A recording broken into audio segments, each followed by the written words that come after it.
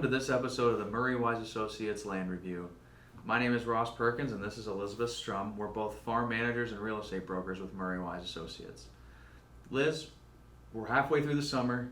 What can you tell me about the land market so far?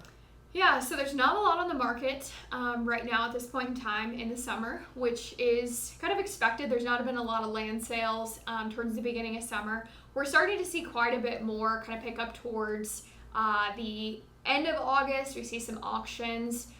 There's a little bit more land movement that we expect kind of towards the end of summer. I think people are just trying to get their farms on the market, maybe be the first one in that area, and just kind of see where this land market goes. What we've seen so far for land that has sold this summer is that it really has been holding pretty steady. I think this is just typical supply and demand. There's still money out there looking to place it in farms. There's not been a lot of supply on the market.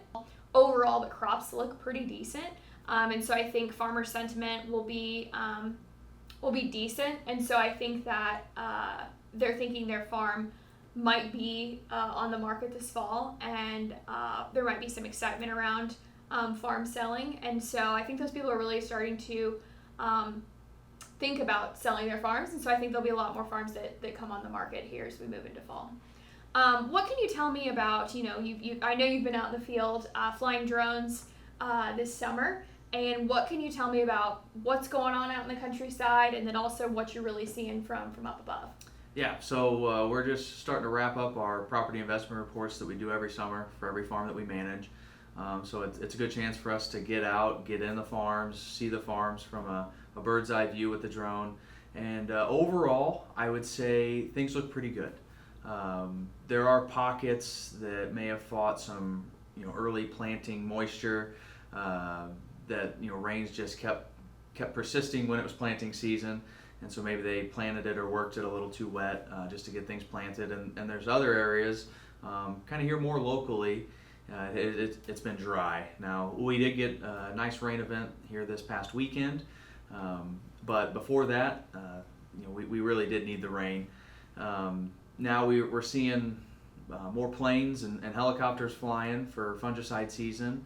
I will say there's probably less volume than years past, but that could be just margin driven with the cost of fungicide applications and the price of corn and beans where it's at.